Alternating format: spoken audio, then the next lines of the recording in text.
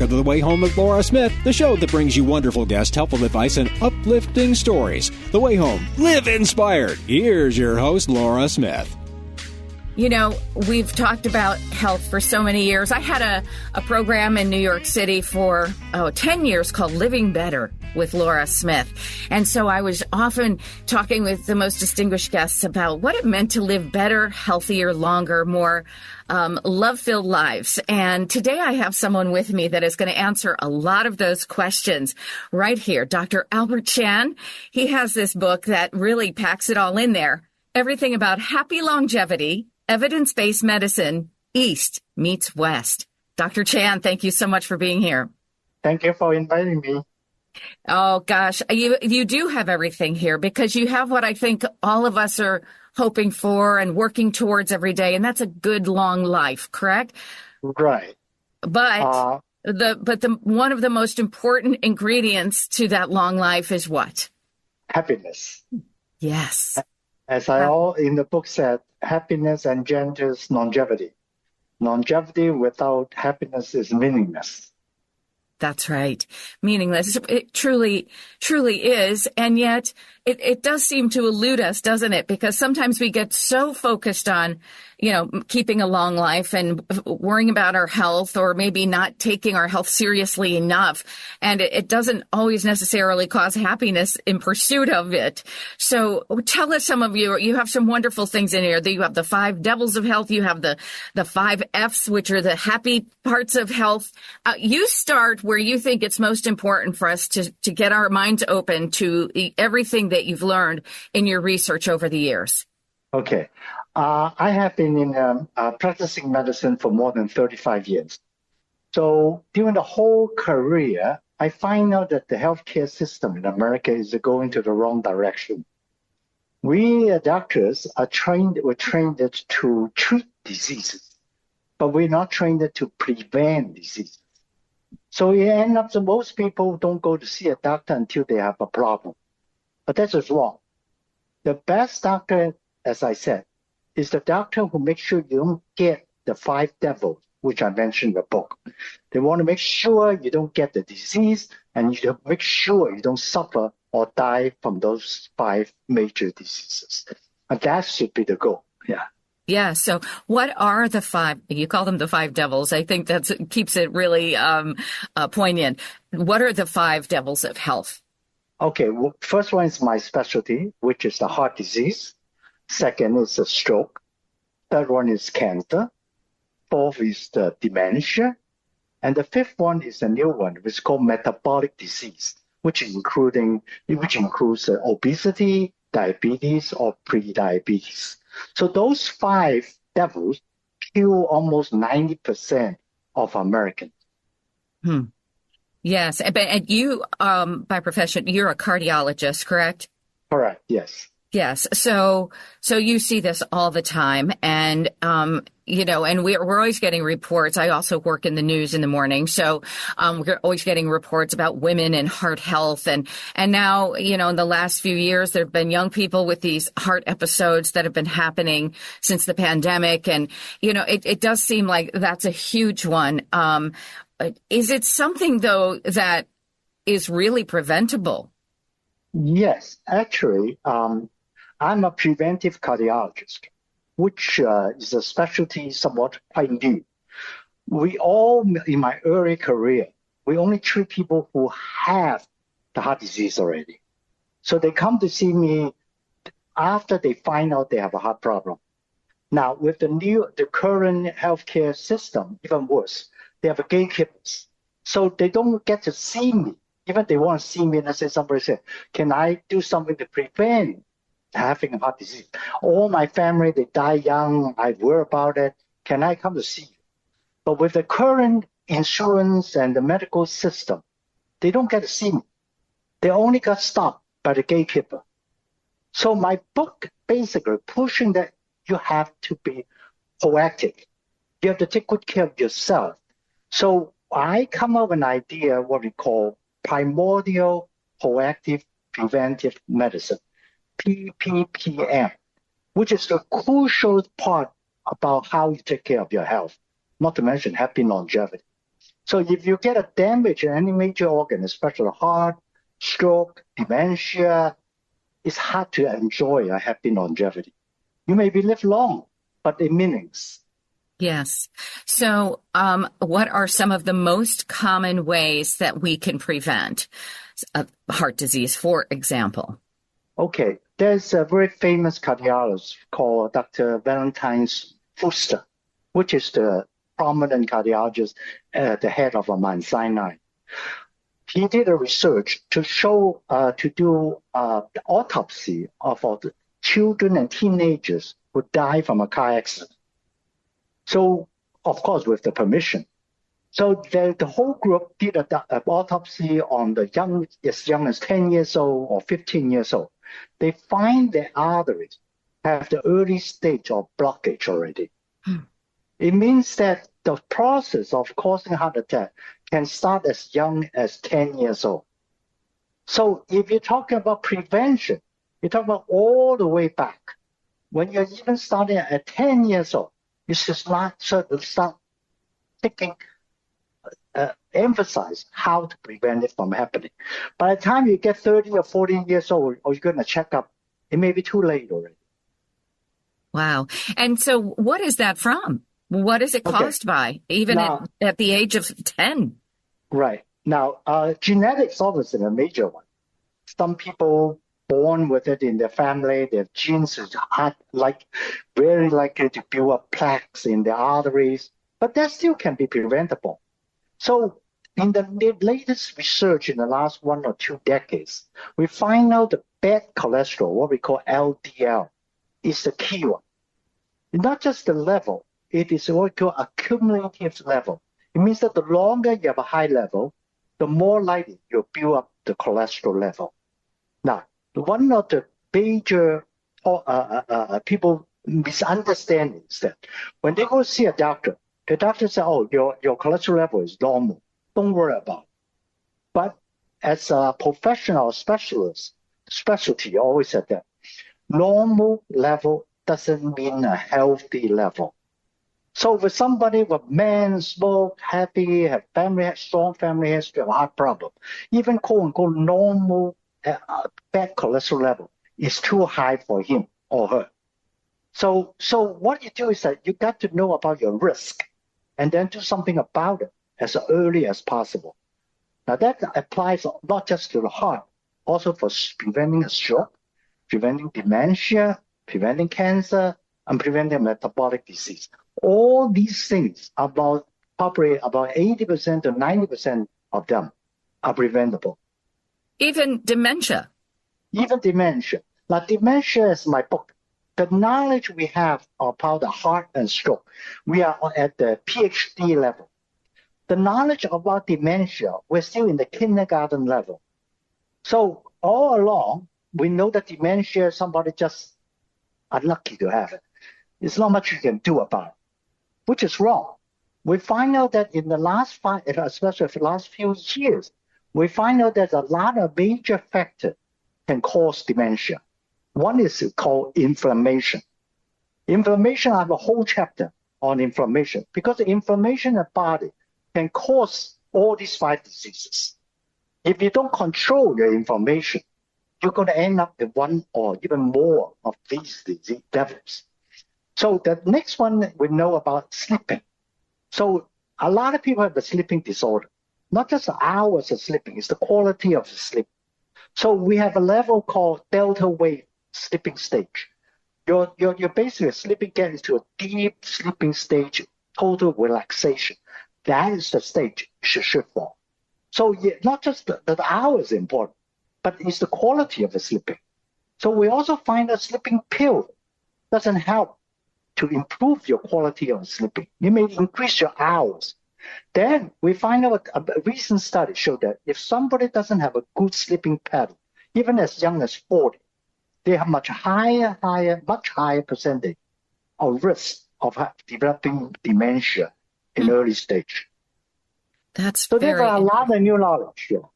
Yeah, that's a lot of knowledge, and it makes you think. But it also feels a little bit like, well, some people, like, I sleep very well, but I do take a natural sleep aid.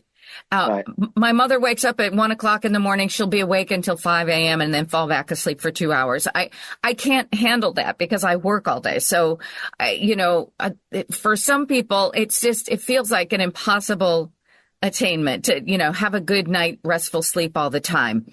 And then therefore you think, wow, am I now eligible to get dementia at a young age? These are things that just make you feel like almost too afraid to think what could happen. I mean, is there hope for us? I mean, and cancer is another one. I mean, you have people saying, oh yeah, everybody at some point, 100% of the people get cancer at some point. I mean, is that true? And is that preventable? What are we finding out? Let's talk about sleeping. Sleeping now in the last decade, it became a medical specialty.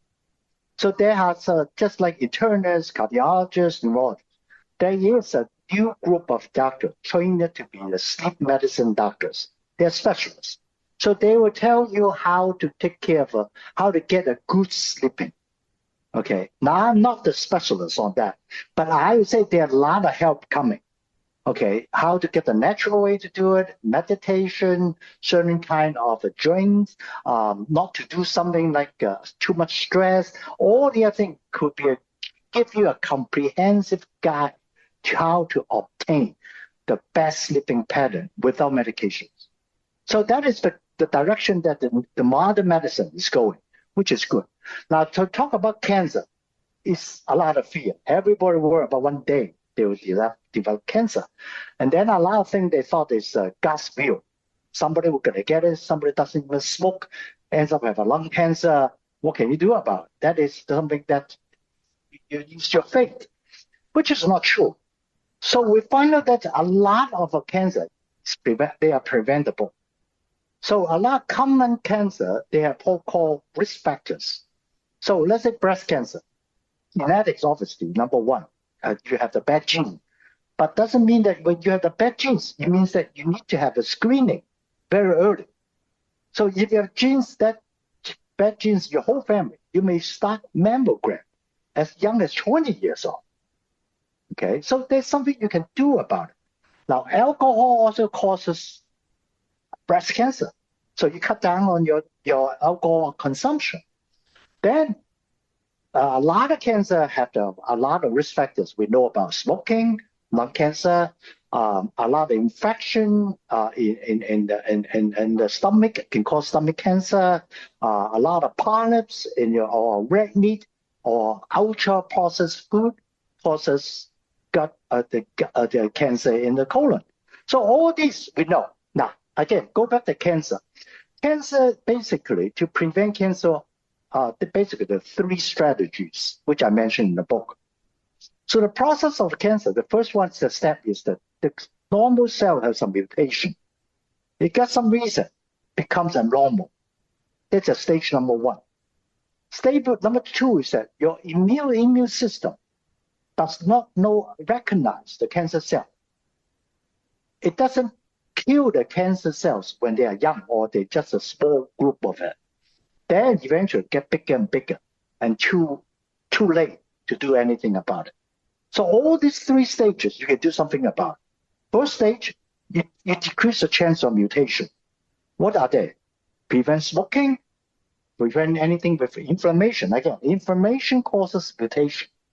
Okay, so you do a lot of things to decrease the inflammation.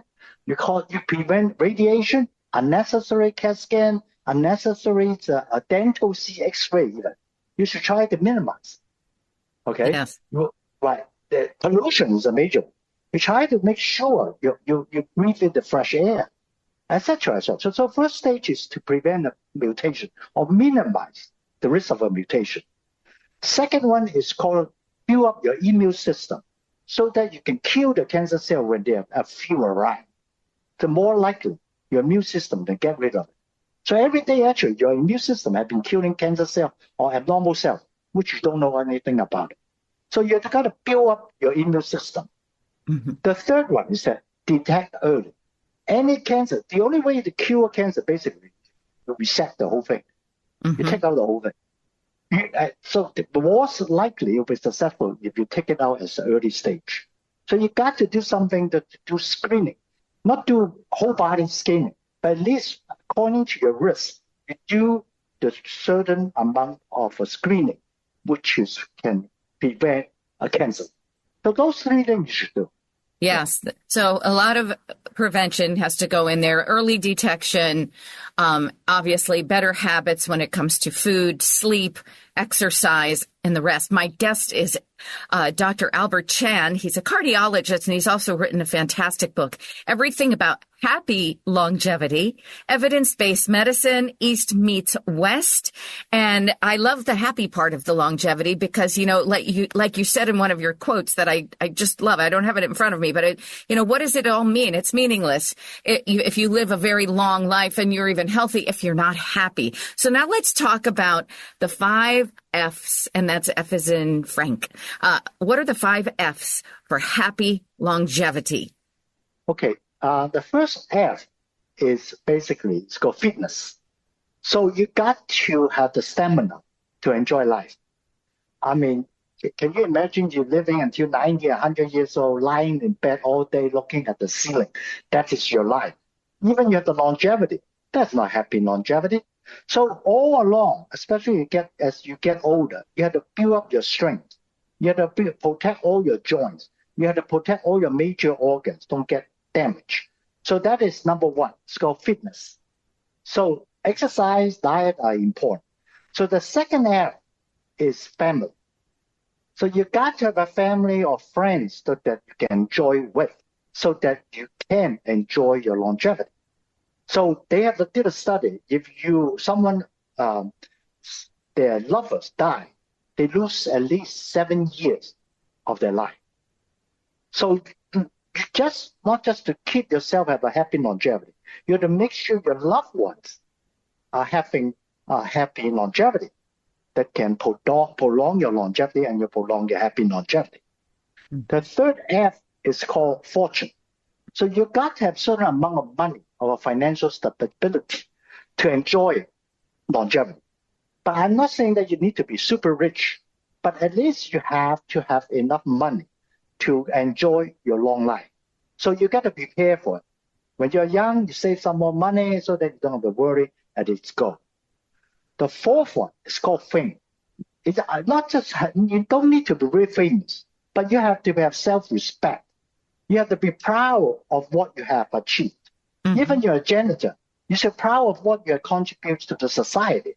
So losing the self-respect is extremely harmful to longevity, not to mention happy longevity. So you got to have your dignity. You got to have your self-respect. That's what I call fame, the 4th F. The 5th F is fun. You got to have fun.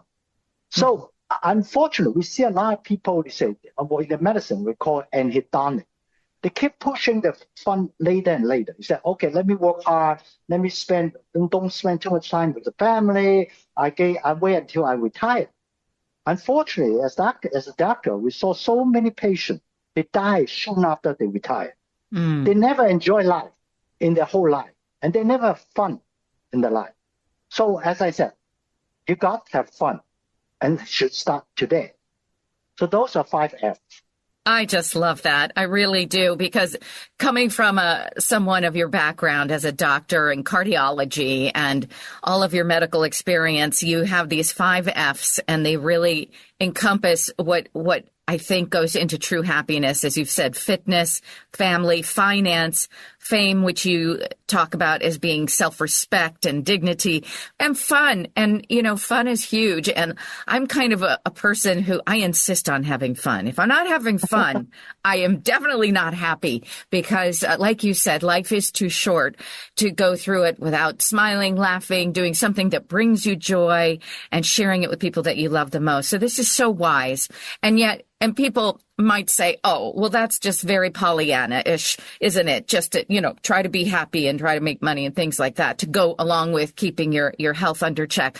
But it all is absolutely necessary, isn't it, Dr. Chan, that we have to incorporate all of this, because like you said, you don't want to get to the end of your life when you say, okay, now I get to do it all. Right. And then boom, something happens. It's every moment of every day you want to be fulfilling. right? Absolutely. Absolutely. All right. So what else can we know in these final few minutes that you would highly recommend? What else in your book, which I want to give the title again. It's a wonderful title. Everything About Happy Longevity in Evidence-Based Medicine, East Meets West. Interesting thing here, East meets West. Are you Chinese, doctor? Yes, I was born in Hong Kong. Yes. You were born in Hong Kong. I was there as a very little girl. That was many decades ago, but it was beautiful. It was unforgettable. When you say East meets West, is there a difference in the way maybe Eastern culture and Western culture approach health and happiness? Okay. In the book, in the first few pages, I mentioned why I wrote this book. One of during my career, I so fed up with the healthcare system here. I exiled myself to Singapore and Shanghai. So I practiced medicine there for 15 years, even though I was trained almost totally in medicine in America. So I got a chance to look at the medicine in the East side, in China, Japan, Hong Kong, and the rest of the Asia. So I find out there are a lot of things we can learn from them. So Eastern medicine is very different from Western medicine. They learn it from thousands of years of experience, okay? And then they look at the whole body as a body. We specialists in America usually look at each organ as a specialty. Your heart, you look at the heart. You look at kidney, you look at the kidney. In Eastern medicine, one of the major things they look at is they look at your whole body. They just, even sometimes they massage your feet. They think they may help your heart. Again, we have to push for evidence-based medicine. So now there are more and more evidence-based medicine, Western-trained scientists to look at why we have to look at a person as a whole body. Mm-hmm. And then the second point is about the inflammation. If you look at the traditional Chinese medicine, they talk about inflammation 1,000 years ago. They talked about flame, fire in your body. You cannot have too much, you cannot have too little. What we call yin and yang. You have to balance it. Once it's not balanced, you got a disease. So that is a total new concept, which in Western medicine in the last few decades, we start to understand it's the whole body that are affecting every organ. You cannot just look at one organ and try to treat one organ. And then you have to integrate the whole person as a whole body. And you'd have to do a lot of prevention. In Chinese old saying is that every disease comes through the mouth, either the food you eat or either the air you breathe.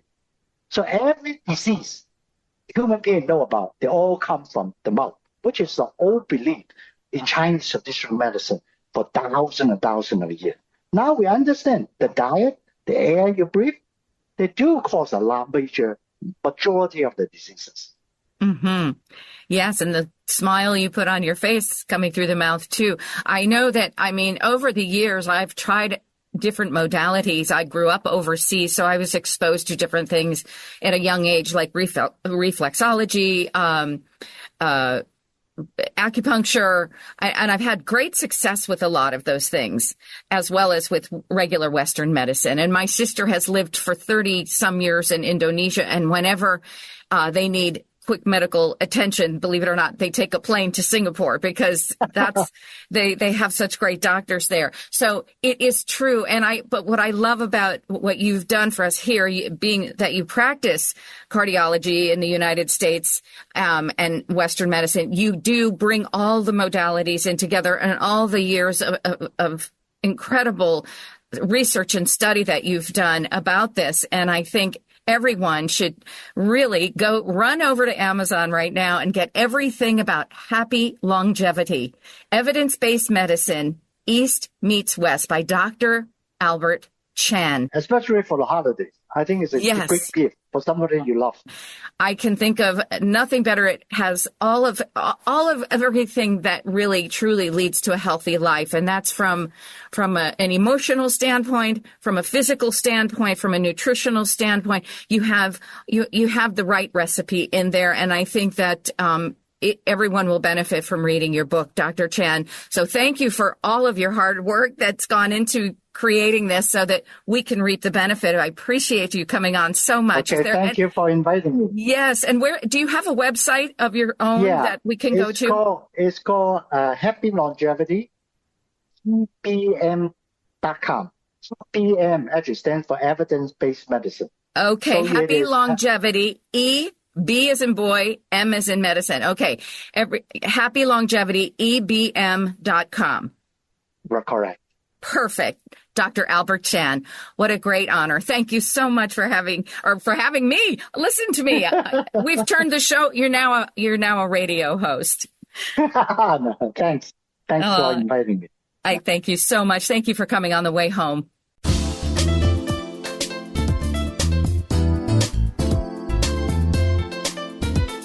Welcome back. You're listening to The Way Home with Laura Smith. Here's Laura.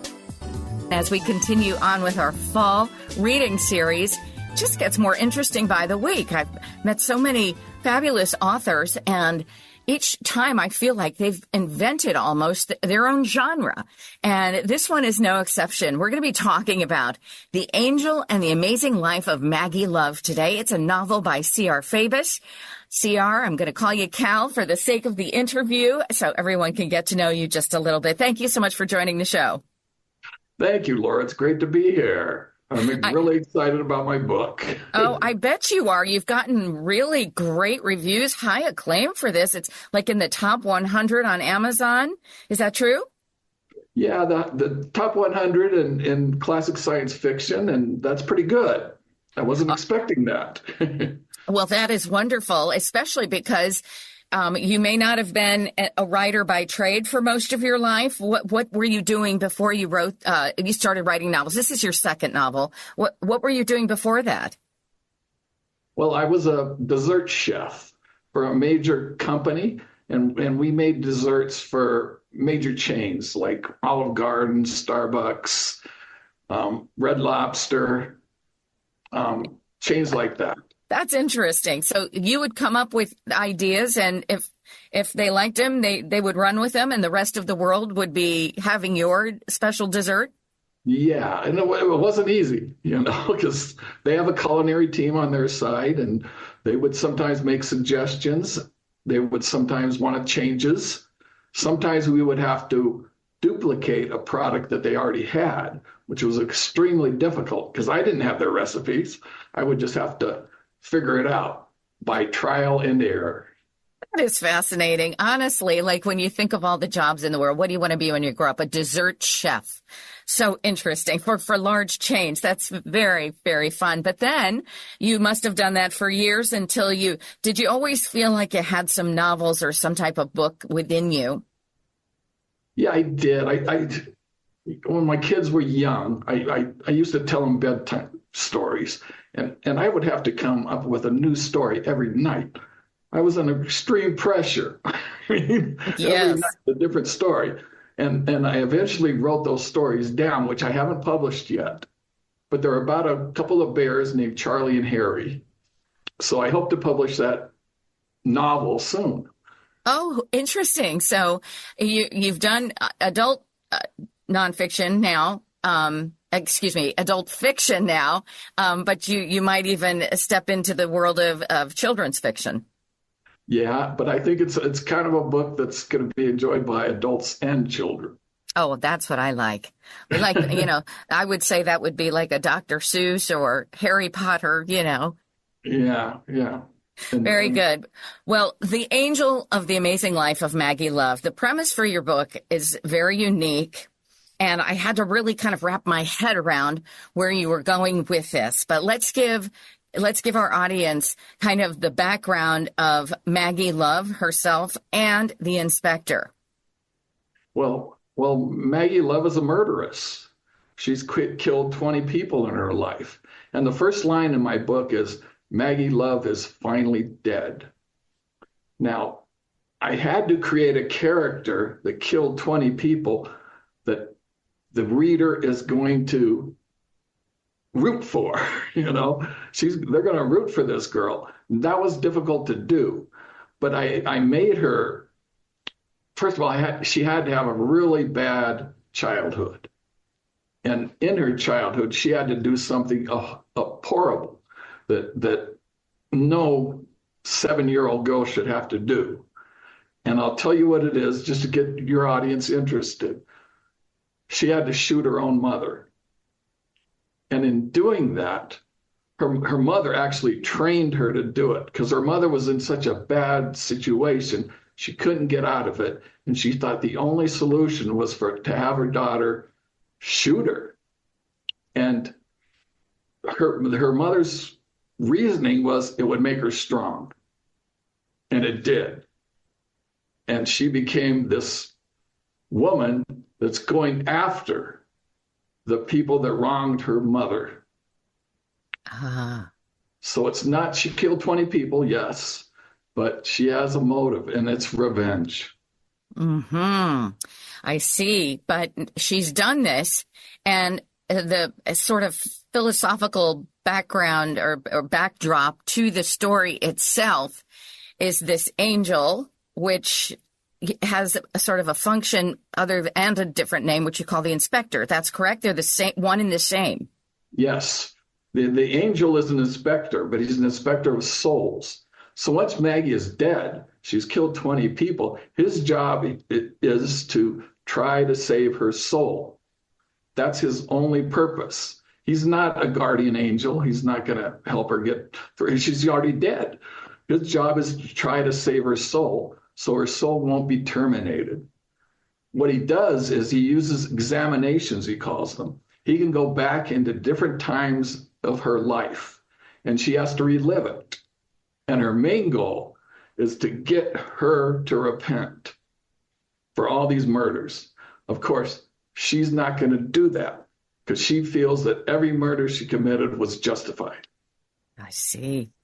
It's already sounding very, it like draws you in, the whole premise of it. So you're walking this fine line between your own feelings of morality and then also you almost become like the juror in the case, right? That's right. Because the reader's going to have to decide the same thing the inspector does.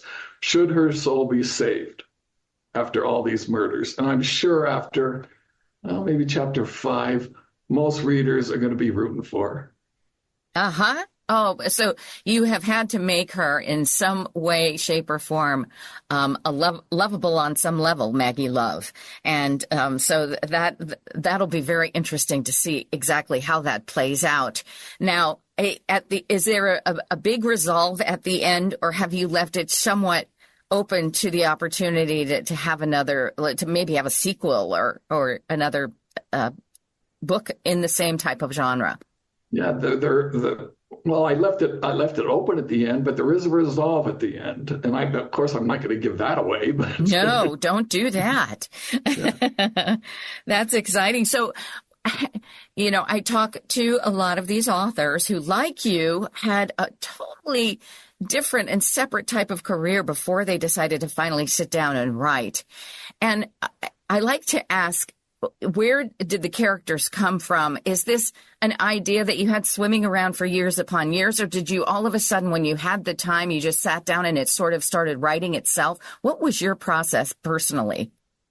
Well, I went to sleep one night, and I was already interested in writing, and I came up with this idea about Maggie, a character that kills 20 people.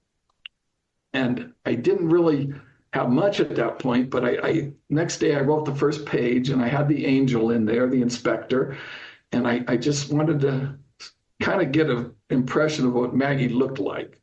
An author has that, but I just typed in Maggie in Google search, and all these pictures came up. Mostly at the time it was the Walking Dead TV show. They had a character named Maggie, so it was mostly pictures of her. But there's this one girl, very, very kind of young, pretty. I clicked on her picture and I almost fell out of my chair. Her name was Maggie Love.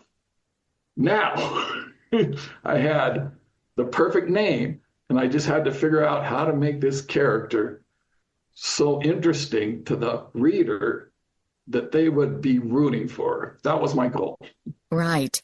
I mean, it's that way also at playwriting, right? You have to somehow, no matter how bad a character is, you have to find some way to endear the audience to them and make there be a connection there. So even if there is a moral dilemma, like in your book, The Angel and the Amazing Life of Maggie Love, there is some desire to have it turn out in the end. And you're not, obviously, you can't give the end, but is it the type of mystery, science fiction thriller that takes you on the journey and you don't find out a single thing till the end, or are things kind of unfolding as they go along? Yeah, things are kind of unfolding as they go along. And Maggie has an amazing ability. First of all, she's extremely beautiful, extremely intelligent, and she has 12 aliases in this book. She can change her appearance. She's 3 steps ahead of the authorities. They're never going to catch her. She's just way too smart.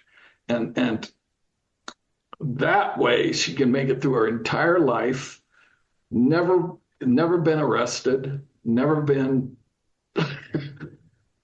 known. She's kind of got a mysterious personality. She was born in a basement. She has no records. There are no records of her birth. She never went to school. She's never been in a hospital. The authorities have no idea that she ever even existed. But the angel does. And so from that perspective,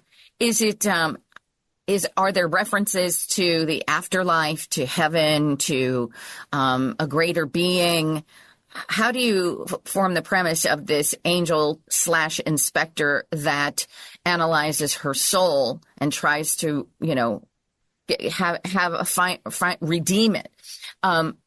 What angle do you take there? It's not religious? What is it? Well, my heaven is called the bliss in this book. And the bliss is a place where everybody it's similar to heaven. Everybody is happy. The one difference I like to talk about is sometimes we think too much of heaven as being very physical. We see our relatives, we see everything, we hear everything, but you're a spirit in the bliss. Now you can have all those senses, but it's done in a different way. And one of them, when everybody goes to heaven, of course you want to be with your loved ones. You want to be with all your friends and everybody you knew. But in the bliss, everybody is your loved one. Everybody is your friend. And it's the perfect place. Now, on the first part of your question, it is ruled by a council. And this council is 5 beings, 3 females and 2 males that the inspector answers to. And they answer to what I call the master, who you could call God. Mm-hmm. And, okay. Yeah, I know. I think that it sounds fascinating. Would some of this was this just created at the backdrop to the book, or are some of these maybe some of your own personal beliefs about the afterlife, about God? I think it is based on some of my personal beliefs. Yeah. We all know if we do well in life, we're going to have a great afterlife. Now, the question here is, Maggie did a lot of really bad things, but can she have a great afterlife? That's the biggest question in the book. Yeah, interesting. It really sounds fascinating. And again, it's been getting a lot of claim, a lot of votes on the all the lists that are out now and the way they grade these books. And The Angel and the Amazing Life of Maggie Love by C.R. Fabis. Fabis. C.R. Fabis is getting so many accolades. So at this point, you write something like this. Is it self-published? How is it published? No, it's an indie publisher, a very small publisher. Yeah.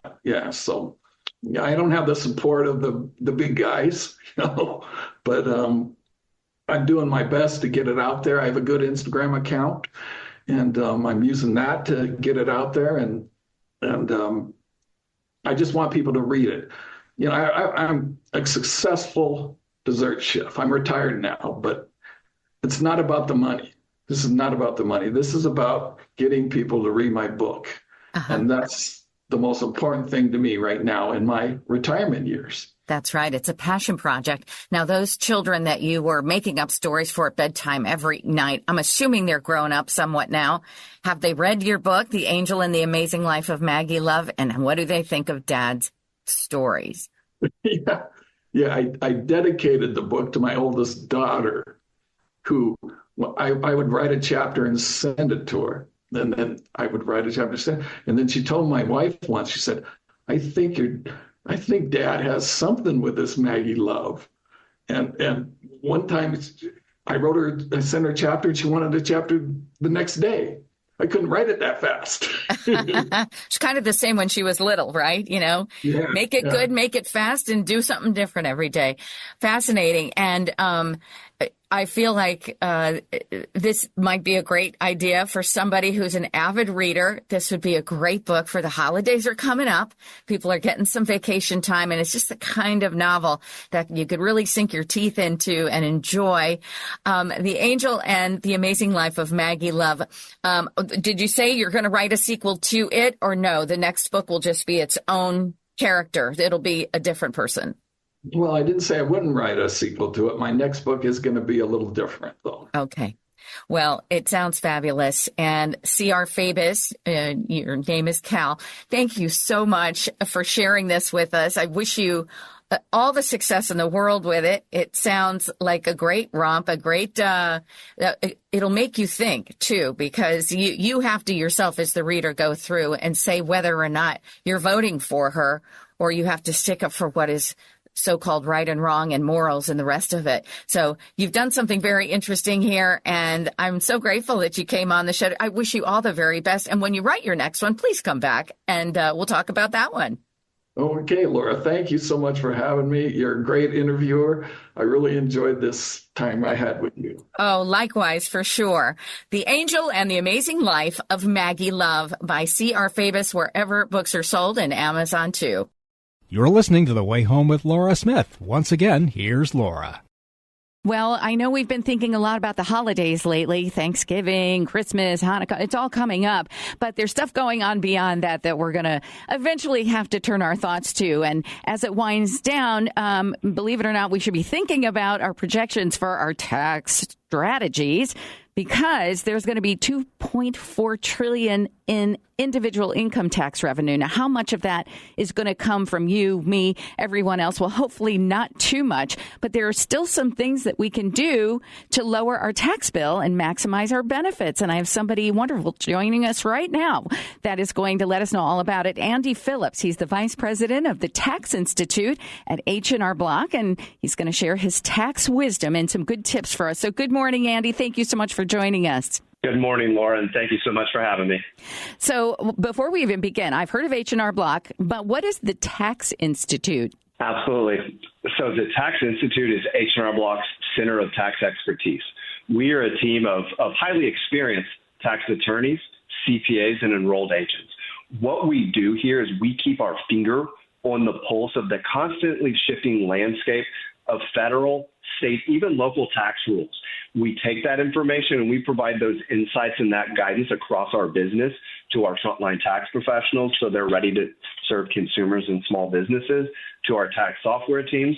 And then we love going out and doing things like this to speak directly to people. I love that.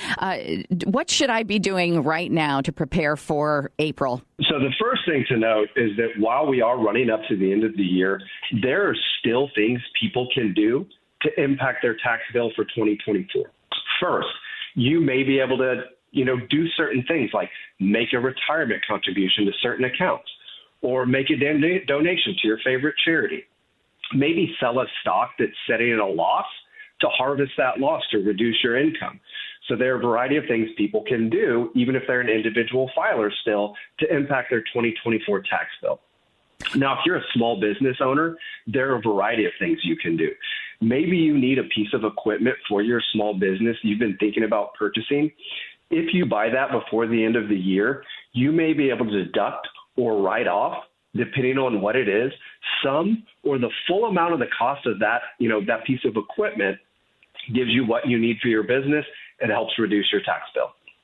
Yeah, I love that. And I also love the whole part about the donations. And we don't think about that. But at the end of the year, it can really add up. And, who knew? I didn't know as I was younger that does offset. So what are some other ways maybe we can look at bringing that price down? Yeah. So first, on that charitable piece, fewer people itemize after, a big tax bill was passed that went into effect starting in 2018 that really increased the standard deductions. So people have kind of stopped thinking about it. But what they don't realize is that maybe one year it makes sense to claim that larger standard deduction, but you can bunch your deductions, especially your charitable contributions, if you're going to make a big one in a given year. And so you end up saying, oh, wow, for this year, I am going to benefit from itemizing. Just because you claimed the standard last year doesn't mean it's what is best for this year. That leads me to my next point, is that, look, the most common mistake, or one of the most common mistakes we at H&R Block see people make with their taxes, is that they, life changes often or almost always mean tax changes, and people don't account for that. Whether it's a change in marital status, having a child, going back to school, or starting a business. All of these things have tax implications, and they can actually create a tax benefit. And so one of the most common things we see people do with their taxes is they just kind of do the same thing year over year without taking advantage or realizing what their life changes mean, and that can impact their bottom line. If you've had a big life change in 2024, make sure you know what that means to you and your taxes. If you're really not sure, that may be a good year to get help. Absolutely. Seeking help, I think, is always a good idea. I remember when I was younger, my father used to say to my mom, she would want to go out and get a job, and he'd say, now be careful, you're going to put me in a different tax bracket, and we're going to have to pay more in taxes this year. So will it really make a difference that you're, bringing in more income? Is that still true to the extent of, people, especially this last year, people's employment is changing. Sometimes they're getting extra work, extra jobs. Some of them are losing work. Does this all affect what you end up paying at the end of the year? Yeah, look, that's a common misconception that I hear, frankly, from my family as well. And so the way our tax system works, as your income goes up, there are graduated tax rates that you will pay a higher rate potentially, but only on the increased amount of income at that higher level. So all of their earnings before that, they don't all of a sudden get taxed at a higher rate. So earning extra money generally does not mean that you're just going to pay higher taxes on all of your income. That said, there are certain situations where if you have the option to time income, maybe you own a small business and you just had a killer year in 2024 and you think things are going to be a little slower in 2025, you may want to delay that income because you will, ultimately pay less tax next year. Likewise, you may say, hey, things were a little slow this year because I'm building my business, but I think it's really going to explode next year. You may want to try to accelerate certain income, knowing that you're going to be at a lower income level, meaning a lower amount of tax this year. How interesting. Is there a good website we can find and just get more information? Absolutely. At www.hrblock.com. You can find all the information you need, and you can get all the help you need, whether you want to do it on your own. We've got you covered, including human help baked in. Or if you say, no, I want to work with a human from the start, you can go to our website and do that end to end from the comfort of your home. You may say, hey, I want to meet with someone in person.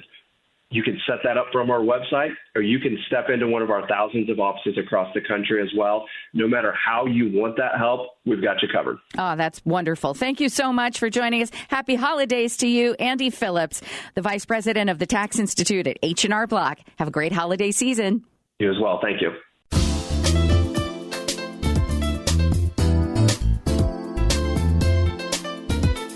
Welcome back. You're listening to The Way Home with Laura Smith. Here's Laura.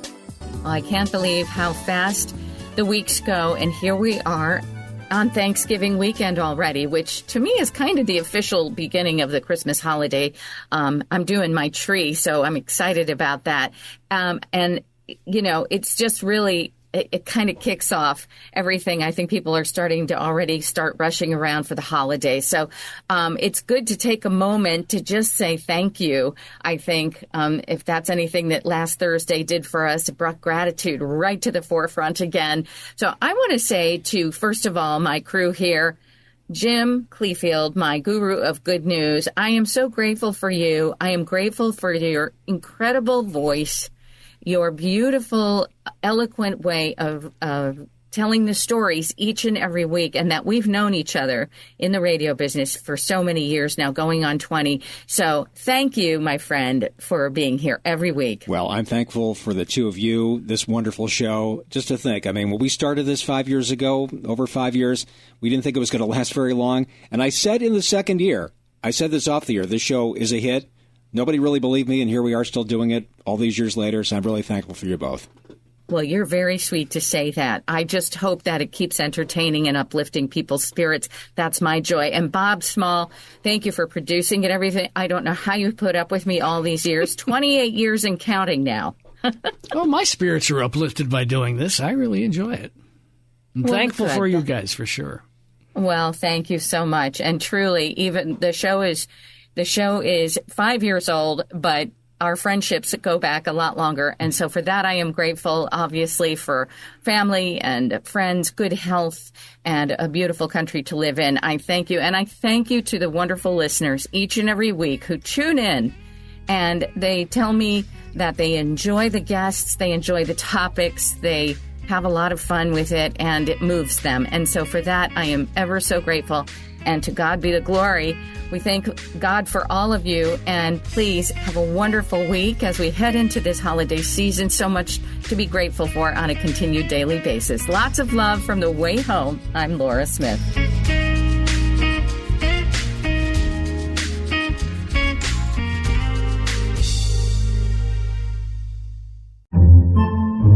Podcasts by Federated Media.